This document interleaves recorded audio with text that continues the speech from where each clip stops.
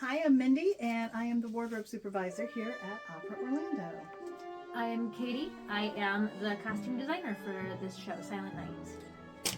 I've been with Opera Orlando now. This is my second season with them. As far as working in costuming, longer than all you guys have been alive, off and on.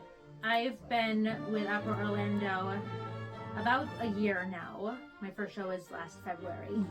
And then in costuming, I've worked with costuming just in general since high school and college, and then I've been a costume designer for about a year and a half.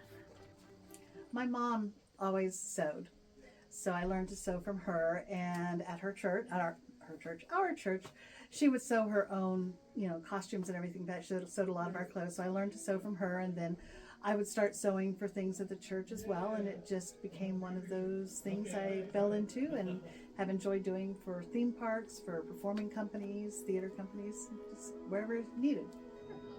Kind of a similar thing. My mom taught me the real basics of sewing when I was little, and then I just kind of taught myself some. I learned some in my college shop classes, and then got to know a lot more about sewing when I joined a costume house that does stuff for theme parks and cruise lines and stuff.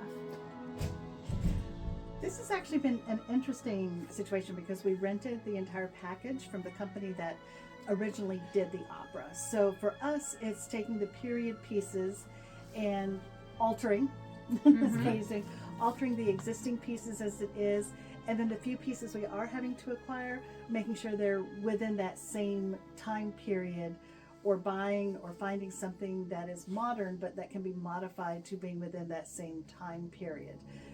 It's been interesting. Shoes, luckily, men's shoes haven't changed that much in the last 100 years or so. So finding those, and again, just distressing them because we can't have these weathered, aged costumes and brand new boots. So thinking about how to put it into the story, making sure that their boots that we bought brand new look like they've been worn on the battlefield in the trenches for weeks and months and years. One of my proudest moments was when we were doing Sound of Music a couple of years ago. We had a double cast children's group and doing the quick changes, and my kids actually had a mishap where they were doing something and the zipper completely broke while I was doing another quick change, and I watching all the scurrying happen over there and didn't know what's going on until they came back later and told me, like, Miss Mindy, the zipper broke, but we grabbed the other costume and pinned it on her and it went great. And I'm like, fabulous. So it's like getting people to kind of understand when things happen,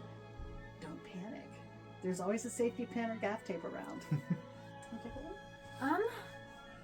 I think I would say just learn every different thing that you can. I know that I'm a better costumer for having a background in being a performer, for understanding. I've had, not that I have a ton of history in it, but some experience with like sets and props, and knowing how all of those work together and how to best collaborate with those other members of your team is going to help you in whatever element of your production you're working on. And being able to understand your partner's jobs really helps you to come up with really cool solutions and ways to collaborate on neat effects and designs. And quick changes. Yes. Yeah, I would say be open to everything. You may have a set direction or a stage direction or a choreographic direction or a costume that you're like, I don't see it like that. But you're going to understand that what you're being given is being seen from a director's point of view, and that collaboration, we're going to work to make whatever you're wearing comfortable and cohesive and working with whatever stunts or dancing you're doing. But yeah, just be open to everything, open to new experiences, open to learning how to paint a set. Jump in and learn how to run a soundboard, because the more things that you can learn to do, the more versatile you'll be.